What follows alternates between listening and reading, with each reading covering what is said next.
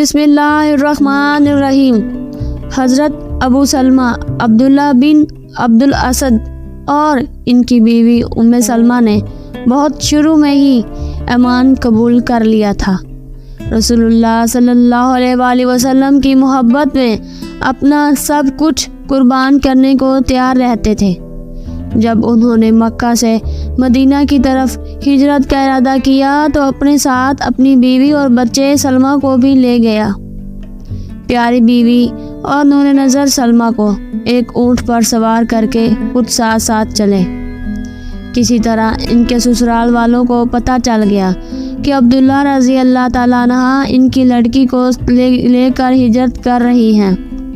ان کے سسرالی قبیلہ بنو مغیرہ نے انہیں گھیر لیا اور کہا، تم ہماری قبیلے کی لڑکی کو مدینہ نہیں لے جا سکتے، یہ ہماری امانت ہے۔ یہ کہہ کر انہوں نے ام سلمہ کو ان سے الگ کر لیا۔ ابھی یہ بات ہو رہی تھی کہ خود ابو سلمہ کے قبیلے بنو عبد الاسد کو بھی پتہ چل گیا۔ وہ بھاگتے ہوئے آئے اور اس چھوٹے بچے کو چھین لیا۔ یہ بچہ ہمارے قبیلے کی امانت ہے، تم اس کو نہیں لے جا سکتے۔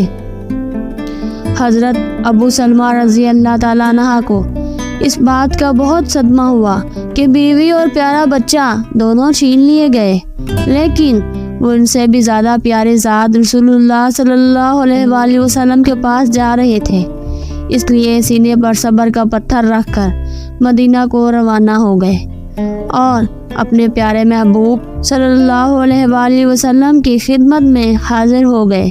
سبحان اللہ، سبحان اللہ۔